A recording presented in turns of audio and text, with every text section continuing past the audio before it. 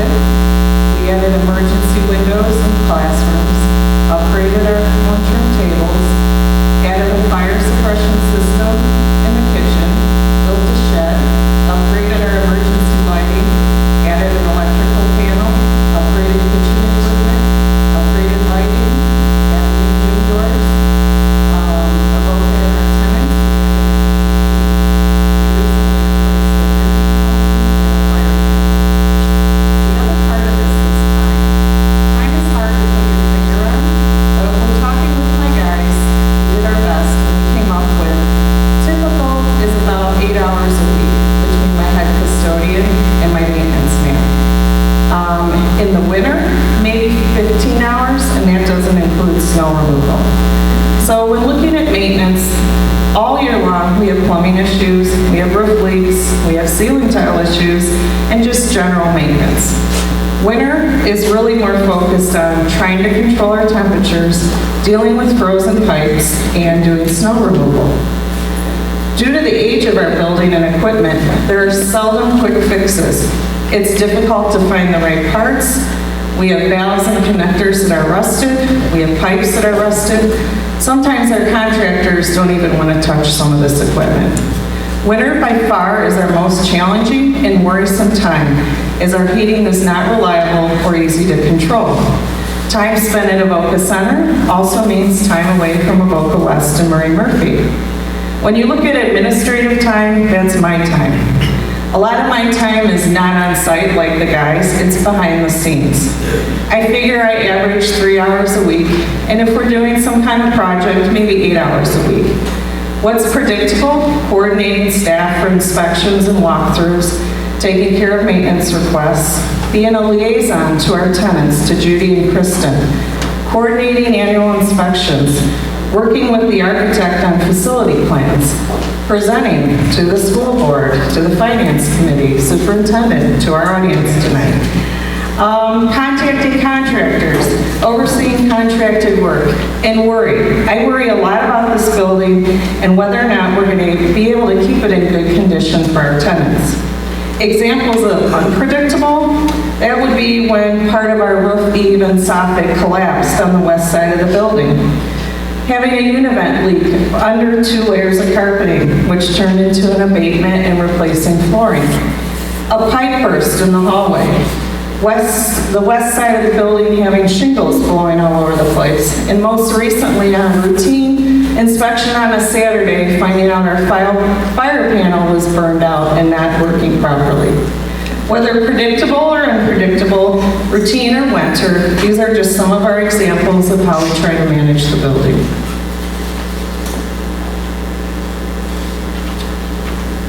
So as I shared with you earlier, as a district, we are at a crossroads. The Board of Education's been talking about this for quite some time and has narrowed it down to 2 options.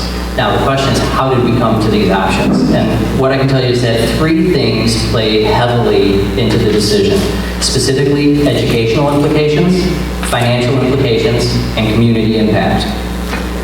Avoca, as a school district, we do not foresee using this facility in the future as a school or for those purposes. Since Avoca East closed, see there I went back and called it Avoca East. Since Avoca East closed, Avoca West and Murray Murphy have both gone through a lot of modernizations. They've evolved and they've had several additions. 3 additions over at Avoca West added an orchestra room, kindergarten hallway, and support staff offices, library and stage, a first grade wing with 4 classrooms, 3 resource offices, and a new conference room. Over at Murray Murphy, they've added a library, a multi-purpose room, kitchen, front offices, 2 science room, and in that renovation, they were able to relieve flooding issues and address life safety needs. There's much more square footage now under Murray Murphy and Avoca West than there was when Avoca East was open.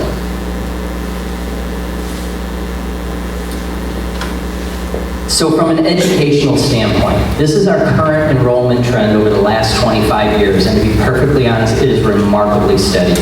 But from an education standpoint, first, one of the things that I was thinking about was, okay, what if we have a large influx of students? And so I called John Cassard, and John Cassard is the demographer who's been working with New Trier Township ever since the 70s. And I asked him, I said, what are the odds of our community growing to a point where this is going to be a facility that we're going to want or need to use? And he said it's very, very unlikely for our enrollment to spike like it did in the 50s. He referred to that as an exceptional circumstance. And he also noted that if you consider the surrounding land in the Avoca territory, it's mostly built out. So for the last 25 years of enrollment, John's recommendation was, he said, this is your new norm. Okay, it's nice to have somebody's opinion, but I still ask, what if we do have a huge influx of students, something unpredictable?